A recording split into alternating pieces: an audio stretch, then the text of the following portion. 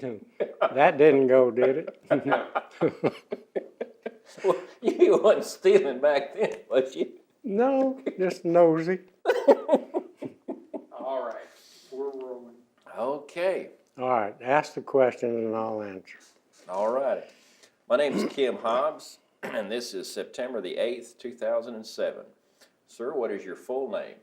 John Thomas Ramey, R-A-M-E-Y, When and where were you born? Hawley, Texas, June the 21st, 1923, What squadron were you in? in the 515th, 376 Bomb Group.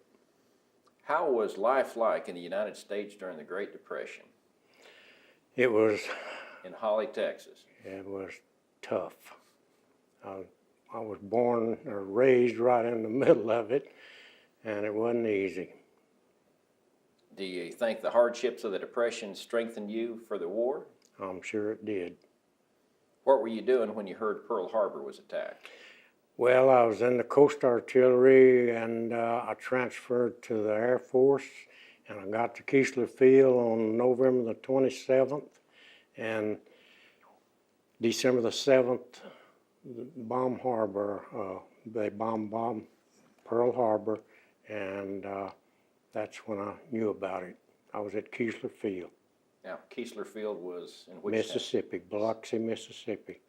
So you had enlisted in the Army? I had already been in the Army a year and a half, and I transferred to the Air Force right before Pearl Harbor.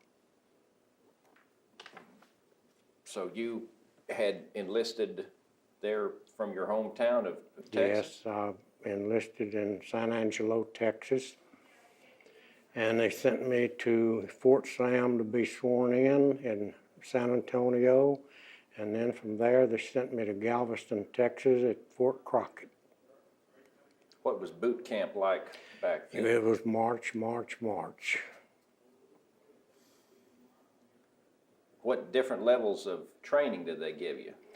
Well, we were on the 3-inch anti-aircraft guns, and my job was sitting on the gun and cranking the dials to keep them in line so they'd match up with the height finder and the rest of the rig. Okay. Let's see. Were you an officer or an enlisted man? I was a buck private. What was your MOS or specialty in the military? I don't guess I had one yet. Well, where did you first begin your training for the Army Air Corps? Keesler Field, Biloxi. What sort of test did they give you to figure out what to do with you? I don't remember it. All I know is they sent me to Lowry Field Armament School, Lowry Field was? Denver, Colorado. So you were there in 1942 till? 42. And then I was there maybe 4 months, finished the school, and they sent me to Indianapolis, Indiana, to a turret school. And it was a small school that they had put together at the State Fairgrounds. And I was there maybe a month, and then they sent me to Salt Lake City, Utah, and I stayed there maybe a month, and they sent me to Wendover, Utah, and I joined a group. And later on, they sent us to Pueblo, Colorado, trained there for 3 or 4 months, and then they shipped me to Tucson, Arizona. What's the name of that? Davis Monthan Airfield.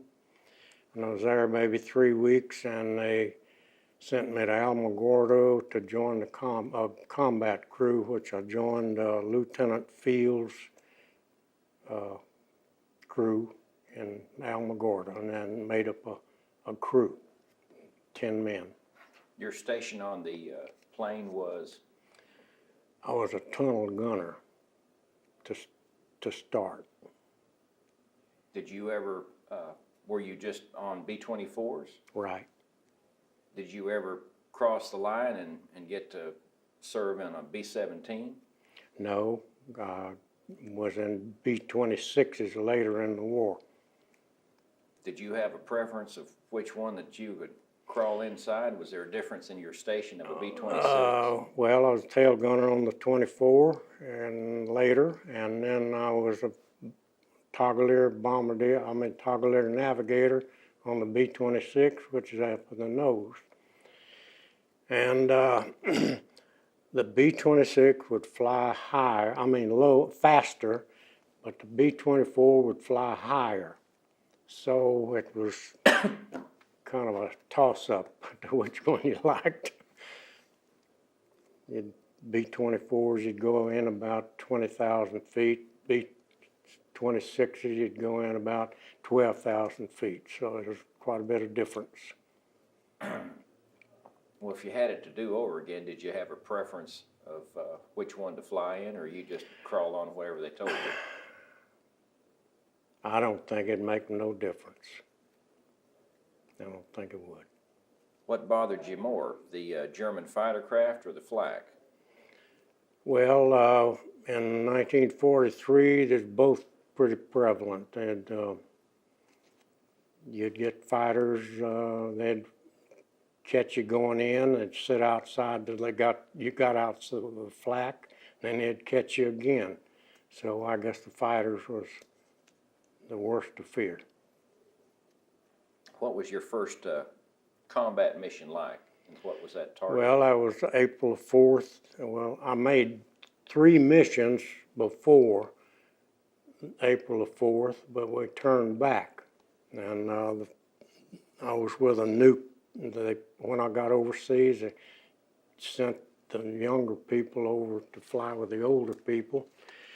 And I think they thought I might have been a Jonah.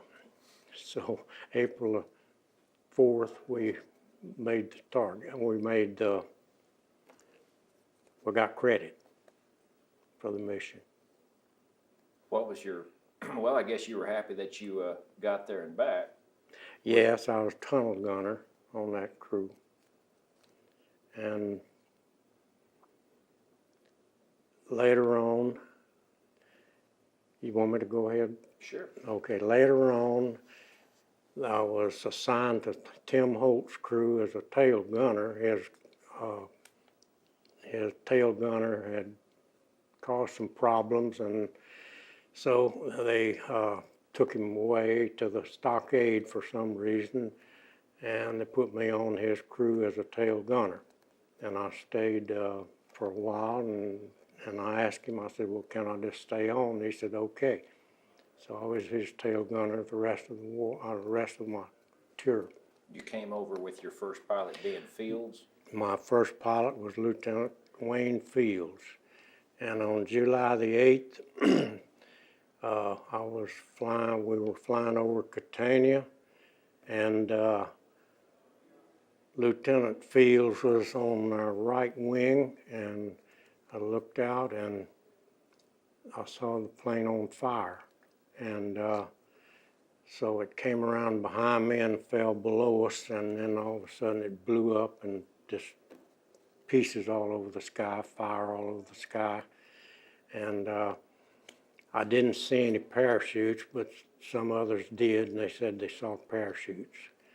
And about 3 weeks later, I was on charge of quarters, and the phone rang, and they asked me if they had a Lieutenant O'Brien in our group, and I said yes, but he had been shot down. And they said, well, we have him here at the 38th General Hospital in Cairo, and would you alert the man in charge? So I did. And Lieutenant O'Brien got out of the hospital, and he came back and finished his missions. So I thought that was pretty tough. Had he been the co-pilot on He was Fields' the crew? co-pilot on Fields' crew. But And you finished up your 50 missions with Tim Holt as the command I pilot? finished 300 hours with Tim Holt. well, I mean, Tim Holt finished before I did, but the co-pilot pump tag took over, and I flew with him the rest, except for my last mission was with Lieutenant Frichetti, I think. And I flew one mission with him, and then I came home. And they said I could go home, but I had to hitchhike. So I had to go down to the operations office and find a plane going my way, and then I could get on it if they had room and I could go. And in the meantime, I saw a fella named Woodrow Whitesides. He was in civilian clothes. This is after the Pulaski raid. And I walked over to say something to him, and he said, "John, get away from me. I'm not supposed to know you." So I backed off, and they were being, they were interned in Turkey, but someone had pulled some strings, and they got to come out. And that's when I saw him. So now what? Back up. What was your what was the target that you hated going over the worst? Ooh, I guess Sulmona. You could be in a certain flight and you'd have a milk run, and you'd be in a flight a quarter mile away and you'd get the heck shot out of you. So on Sulmona raid, there's a fighter sat down out behind me, and I just stayed there a while, and all of a sudden it looked like his wings had exploded, and he peeled off and went down. I thought he might be going to crash, and he just peeled out and went on home. And about 2 seconds later, this rocket, I think it was a rocket, exploded right outside of the plane, and I had a big hole in my turret, and a piece of flak or metal was floating around, banging around in my turret, and fell in my boot. And I reached down to pick it up, and it was hot. So anyway, all the oxygen was shot out, and 2 engines were shot out, and we limped to a place called Gerbini. It's up in the mountains from Catania. This is in And Italy. they had took the airfield about 2 weeks before. And we landed there, and I was out walking around looking for souvenirs, and some old sergeant came up in a truck and said, "What are you doing in here?" And I told him, and he said, "You better get out of here because this hadn't been cleared." And so I saw a German helmet strapped to his bumper, and I said, "Can I have that?" And they said, "Oh, yeah, I'll take it." So I took the helmet, and they had rifles stuck in the ground on the side of the road with mounds of dirt on them, and British Army TAMs were hanging on the rifles, so I assumed they were some sort of British soldiers that had fought for the airfield, and they were still there. They hadn't removed the bodies yet. And later on, Lieutenant Gorey landed and took us back to camp, back to Benghazi. Now you landed at Italy? This We time? landed in Gerbini, Sicily. Sicily. Were you ever wounded? No. Were you ever shot down? Well, that's the only time I got close to being shot down. A lot of times we'd get flak, and it hit the plane, but never close to me, like holding my turret. It's said that there are no atheists in foxholes. To what degree did your experience in the military affect your religious faith? I didn't give much thought about it. I just thought dying wasn't for me, it was for the next guy, wasn't for me. Did your reasons for first joining the military whether you were drafted, patriotism, or just adventure ever changed during the time of the war? I think it's just adventure. Did you receive any medals? I received the Air Medal with 16 clusters and a Distinguished Flying Cross. For which mission did you receive the Distinguished Flying Cross? Pulaski low-level raid, Pulaski, August 1st, 1943. Were you close to any members of your crew? We were all pretty close, Did you have any favorites? not especially. Did you have any nicknames for your buddies? What did you do on your time off?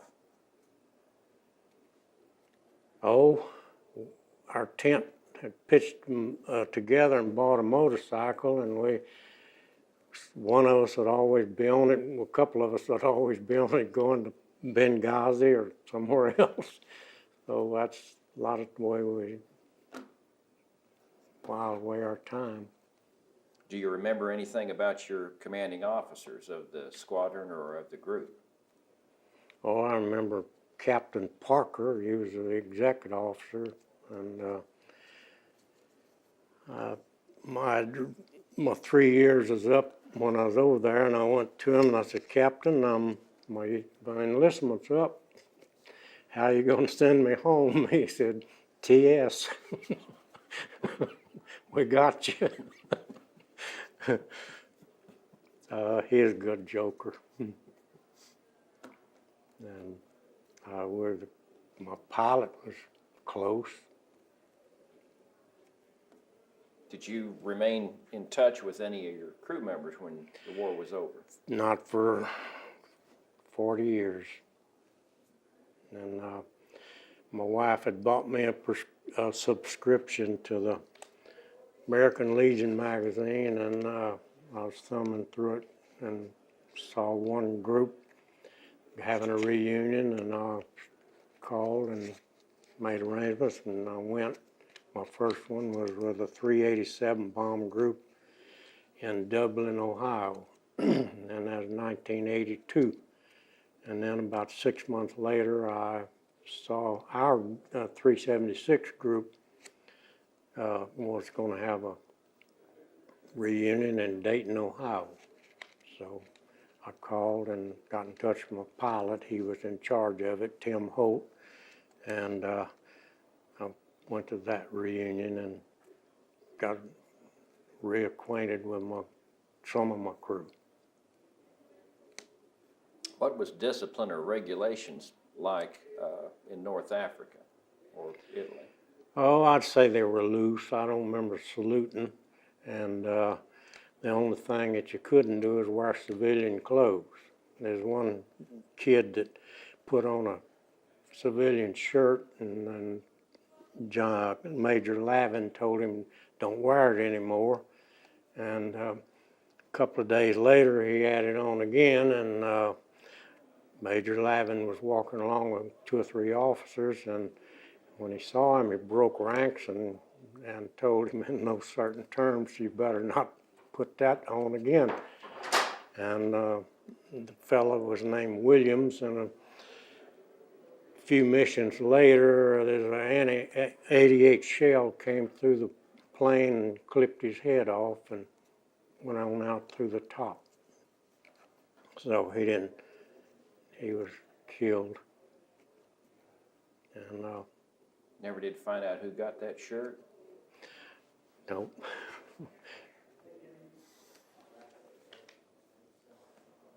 So other than riding a motorcycle, what did you do for recreation when you weren't flying? Well, at night we'd go to the movies, and There on the base? oh well, yes, we had a screen out in the open air, and they had jerry cans we'd sit on, and take whatever you wanted to cushion. Can you describe your flight suit, some of the equipment you, Well, when I first went over there, I had on the fleece line. And after we got there, in the first 3 or 4 missions, we flew with them, and it got cold. It was 40, 50 below at 20,000 feet. And when the cold got down underneath, that's in there with you, you was miserable. And wasn't, maybe 5 or 6 missions, they issued me a heated suit, which is much better. And if you didn't put your gloves on, it wouldn't work. You had to put your gloves on and make the circuit. So if you forgot your gloves, you could take a cotter pin and shove it in there and complete the circuit and still work. So I think I did that a couple of times. you didn't like wearing the gloves, or you just forgot? No, well, it wasn't that, or you might forget them. Or misplace them. Did you write any letters home during the war? Yeah, and they chopped them up. Nipped out what they didn't want me to talk about. Anyway, we finally learned what to say and what not to say. Say, fine, I'm fine, hope you're the same. Signed. How often could you get a letter from home? Oh, every few days. Do you remember where you were when they said the war was over in Europe in May of 45? Yeah. We were at Maastricht, Holland, and they gave us a day off. And they gave us 2 shots of liquor. Monster Colin was in Holland. Holland. Okay. Do you remember where you were when you heard about the war over in Japan? Yeah, me and my wife was on our way to Louisiana from Texas, and I was on the bus. And we got to Houston and was waiting for another bus, and it was announced. Do you consider yourself a hero because of your service in World War II? Not really. Why not? Well, I like to say I was, but I don't really know. I tell certain people that, but told my wife that. Did she believe you? No. What did you do at the end of World War II? Did you take advantage of the GI Bill? No. Did you get married? Got married. Did you stay in the military? No. Yes. I was conned into joining the Naval Reserve, and so 3 years later, I get an honorable discharge. So I served 3 years in the Navy. Don't really remember it. Well, can you describe the weapons that you used? What was a 50 caliber? 50 caliber machine gun, and the issues 45, and then if you had a Springfield rifle, you'd have to stand honor guard when somebody got killed or had a ceremony of some sort. If you had a Garand, you was exempt. So I procured a Garand, and I didn't have to do any of that. Did you fly with a 45 pistol? No, I did in France, but not in North Africa. What were the strengths and weaknesses of the 50 caliber guns that you used? Well, I found that if you oiled them and flew them up to 20,000 feet, they would freeze. And I mean like welded shut. And I flew my first mission as a tail gunner with the guns out, because I shot one round and it jammed, and you couldn't budge them. And so when I got back on the ground, I asked about it, and they said, "Oh, you're not supposed to oil them, you're supposed to use kerosene." And they told me they always carried a little squirt can of kerosene along, and every now and then they'd give it a shot. So I learned that quick, and I didn't have any more trouble. Was your training effective in preparing you for the combat conditions? I didn't go to gunnery school. I'd gone to armor school. And I had no air training, shooting into another target or anything. Just didn't have any. Did you ever shoot down any enemy aircraft? On July the 8th, when Lieutenant Field got shot down, I got credit for a ME-109. And then on July the 16th, we over at Bari, Italy, I shot one down, and I blew him in half. There wasn't no doubt about that. So that's a day that Doc Rose was shot down, and they spent some time in Italy. And I talked to Holly Midgley, which is a bombardier of that crew, and he said that they put him in jail, in a regular jail in Italy, and kept him for a long time. Did you have any feelings when you saw an enemy aircraft on fire from your work, or was that just part of the job? No. I don't think when you're 18 years old you know any better or have any feelings. Well, you also worked as a bombardier in B-26s. Yeah. What did that job entail? Did you inspect the Well, bombs? we'd have a seven plane formation, and that would be one flight or a box. And the lead plane had the Norden bomb sight, and we would always, when he opened his doors, we'd open ours, and when he'd go flick his bombs, we would flick ours. And they called it saturation bombing. He would aim for a certain area, and we would carpet the whole area with bombs. So were you working the Norden bomb sight, or were you just keying off the the bomb sight that I was supposed to use was a D8, and it was a lower level. It wasn't for 12,000 feet. It was more like 2,000 feet or lower. And we didn't do much of that. Fact is, I didn't use the bomb sight at all. But it was there, and I was trained on it.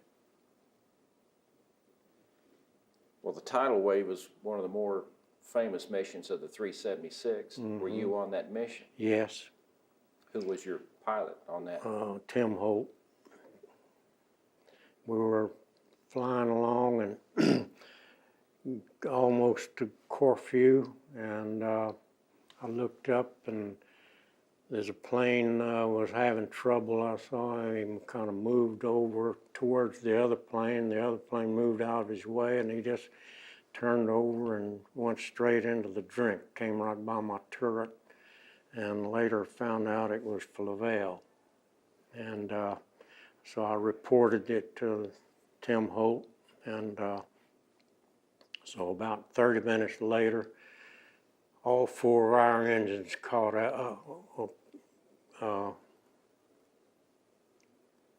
quit running, and I heard the pilot yelling for the engineer to give me fuel, and I got out of my turret and put my chute on, and I was heading to the waist window, and was glued to the floor. We must have been pulling out of a dive.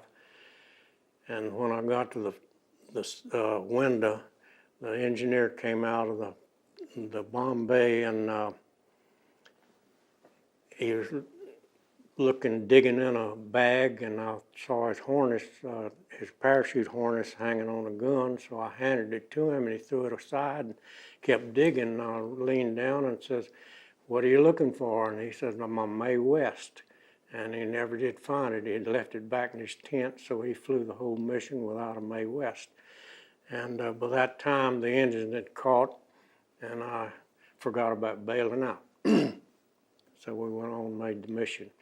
But later I found out that one piston had the top blown out of it, and we flew the whole mission with one cylinder doing nothing but moving up and down. And the pilot said he had to sweat that out the whole trip. A Mae West was a flotation Yes. vest. In case you got in the water, you could pull the strings and then you could float. And going back to Lieutenant O'Brien, he told me that he had been woke up falling, and something told him to pull the cord, and he did, and he fell in the water. And he saw parts of a life raft floating around, and he finally found two pieces, and he tied them together and got on them. And he was out there 4 days, and finally the British were coming to Messina with a small PT boat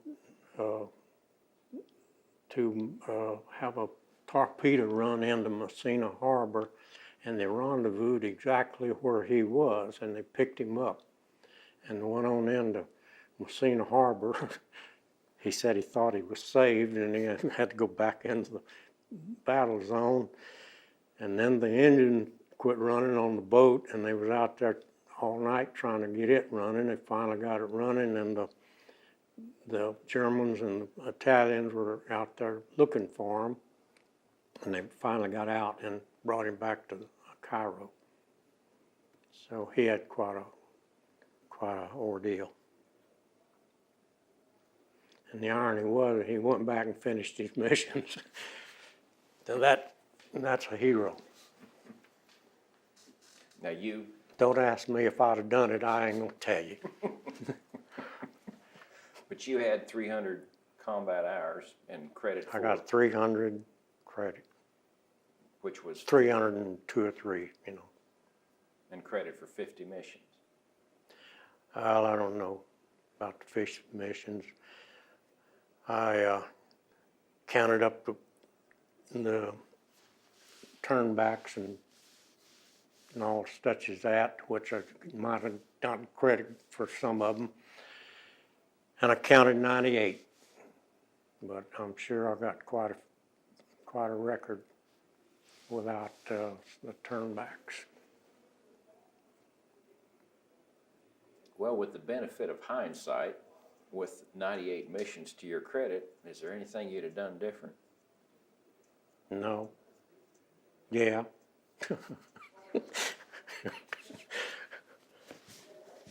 It'd take a while.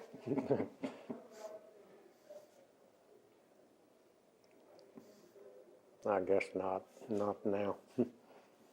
Well, which group do you feel the closest to, the 376 or the? Yes, the 376, but I felt real close to the others too. I got to know them again, and thing about it is people you wouldn't really want to associate with over there. After for 50 years, they're your best buddies.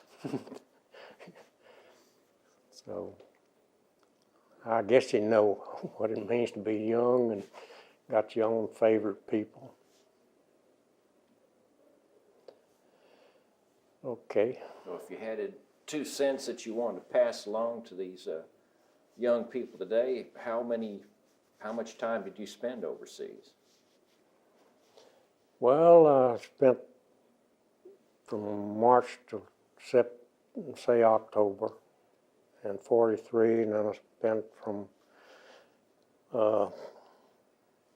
August of 44 till the war was in. And gee, I think I came home, started home July the 8th in 45, and took 31 days to fly home.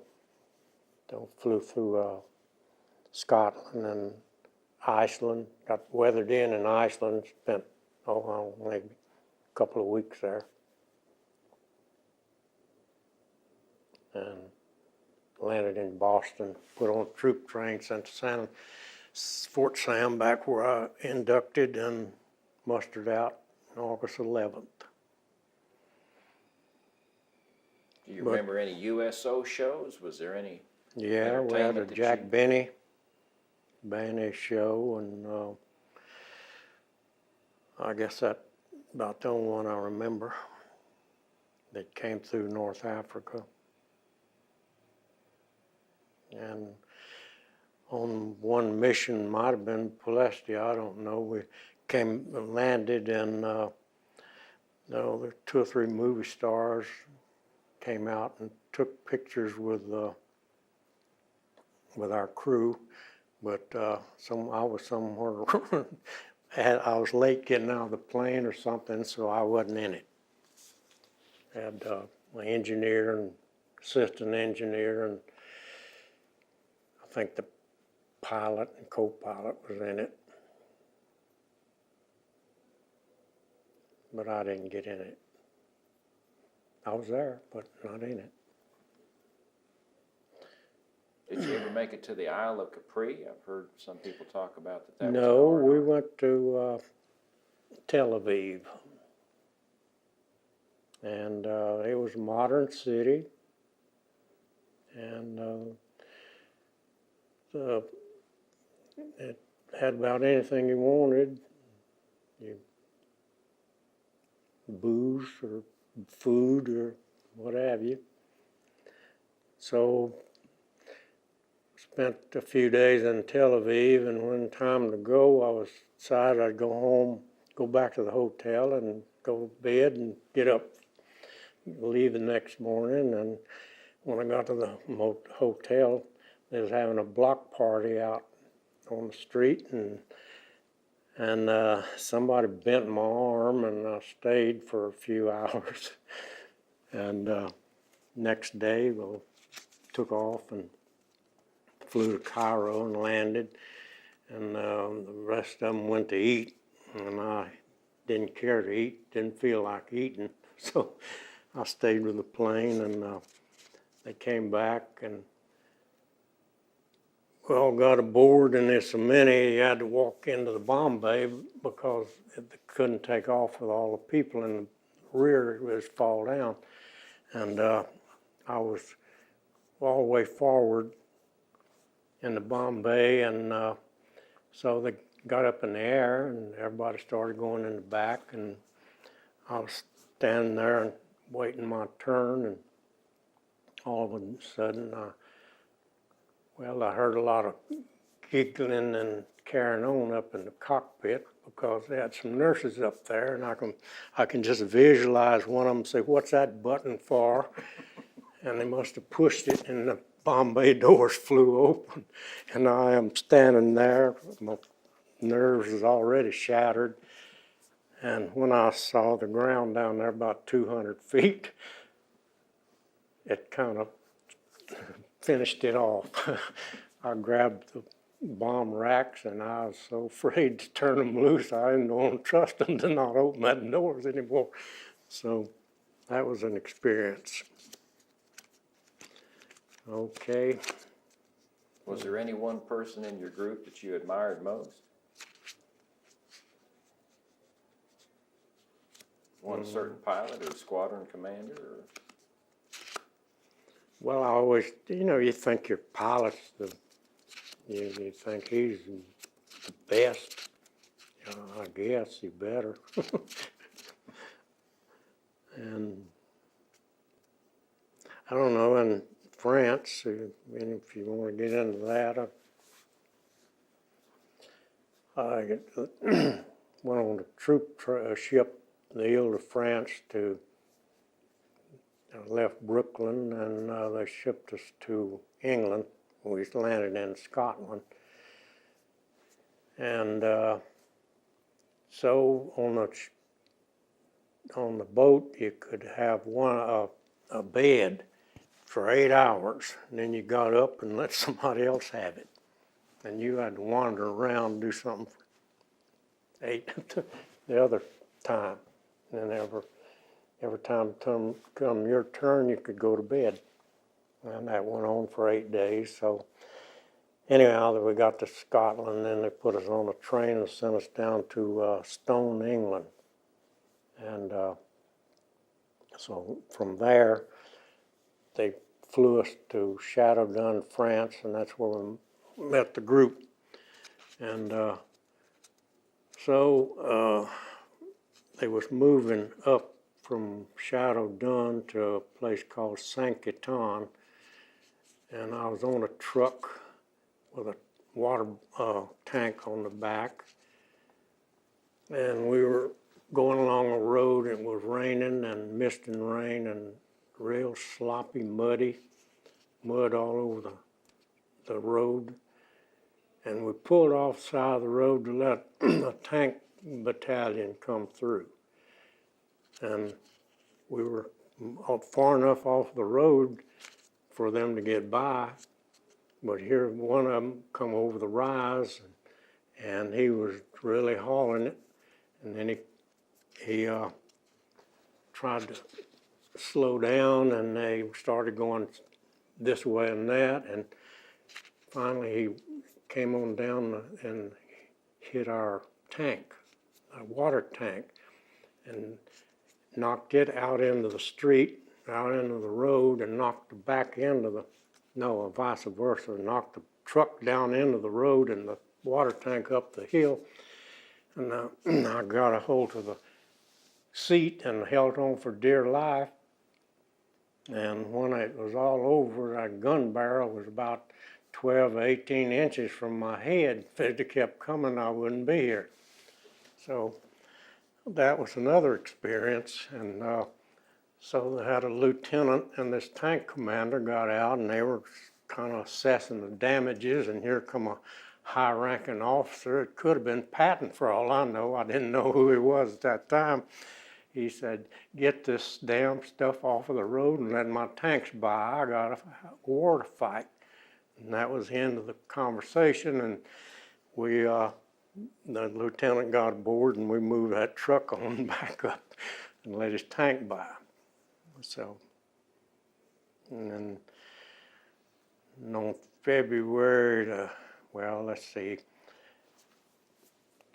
we went to Germany, so I don't remember the target, but we got an engine shot out, and the group flew off and left us, and it was my job to get us back to France. And I was out there by ourselves with one engine, and so I did some dead reckoning. I guess if I hadn't reckoned I'd be dead if I didn't make it. So anyway, I got us back to France, and we saw a fighter plane, a P-38 flying out there, and I guess the pilot or radio operator contacted him, and he come alongside and brought us to his fighter field. And this B-26 wasn't really fitted to fly into that fighter field, so we made it.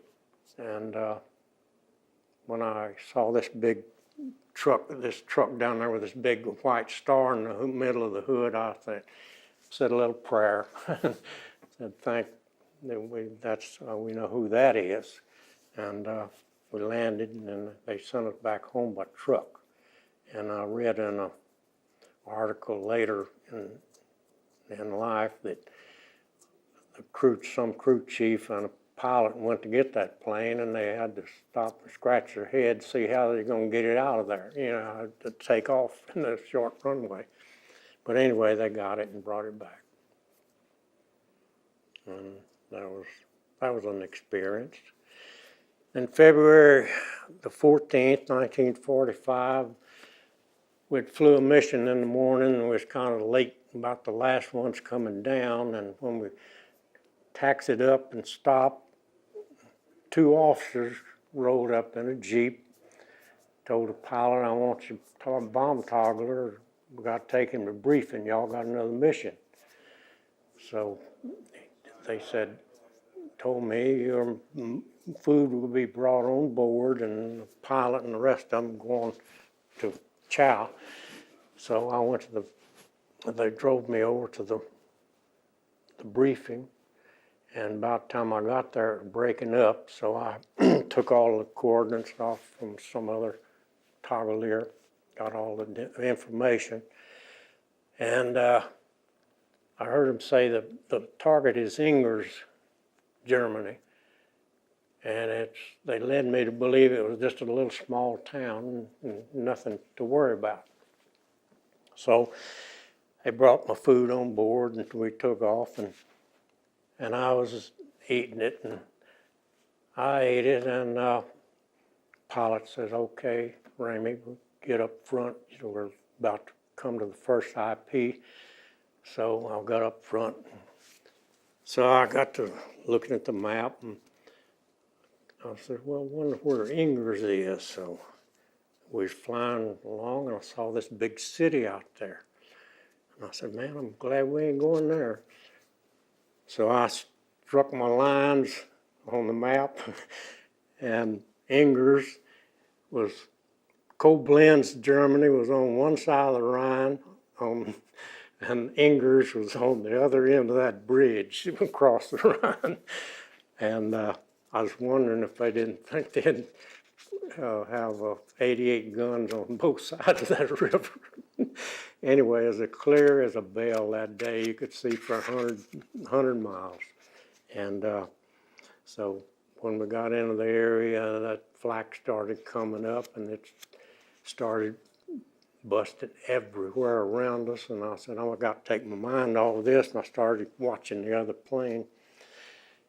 And all of a sudden, a big explosion was between the two planes. And our plane dipped down about a 45-degree angle or more. And I was sitting on a wheel chock. You know, I've always brought one aboard so I could sit and get further forward so I could see good.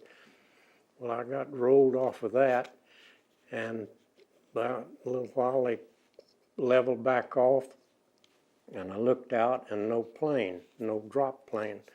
So I asked him, I said, where'd the drop plane go? He said, oh, he got shot down. So I didn't have no drop plane. And I said, what'd I do with these bombs? He says, hang on, I'll find out. So flew on a little while, I said, called him again. I said, what are you going to do with these bombs? Oh, you still got them? I said, yes, I still got them. He said, well, get rid of them. I said, you want me to drop them or just try to hit something? He said, try to hit something. So there was a bridge down there over a canal, and I kind of aimed at that, dropped my bombs, and they were just going just perfect, going to hit that bridge dead center, and all of a sudden they just walked right on out in the middle of a plowed field. Now, I messed that farmer's field up real good. And then when I got back, they wanted to know where I dropped them. I said, in the middle of a field, and they want to know exactly where I dropped them. I don't know why. Anyway, that was the end of it. After a while, they didn't say anymore. And I guess that's about it. They didn't make you the lead toggler after that? I probably up for promotion. Oh yeah, that mission where we got the engine shot out.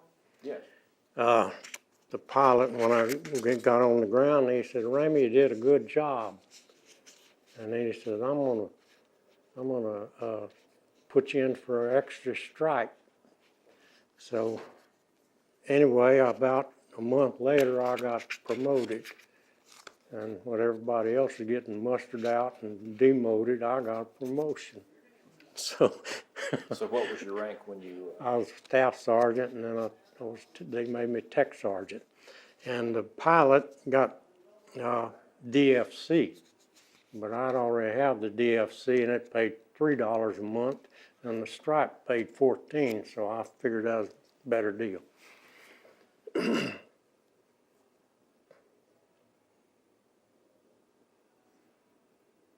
so do you ever keep in touch with the pilot that gave you the $14 a month?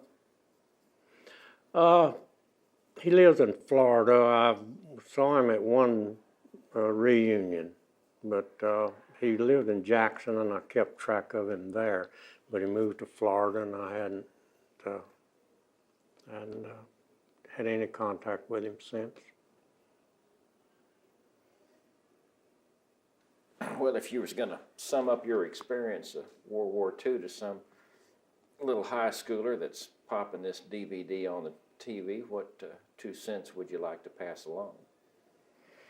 Well, I had a lot of good times. I mean, I had some experiences but I had a lot of adventure, and I enjoyed it. Wish I could do it again.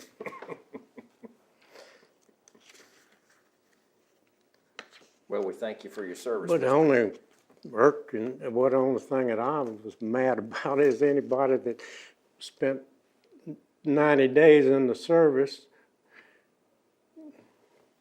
I don't know how to say that on TV. They got the same benefits as I did. Or more, depending if they work the system. Okay? Well, there's some things that just aren't fair. No, ain't fair. Today's my great-grandchild's birthday, and that's her line. When her brother has a birthday and he gets presents, she don't, she said that ain't fair. And 2 days ago was your 62nd wedding anniversary. 62nd wedding anniversary. I think that's the longest mission you've ever been on. Yep, that's a long, long mission. Well, I hope it pays more than $14 a month. Well, it cost me more than $14 a month. Okay. Well, we thank you for your service, Mr. Ramey. No.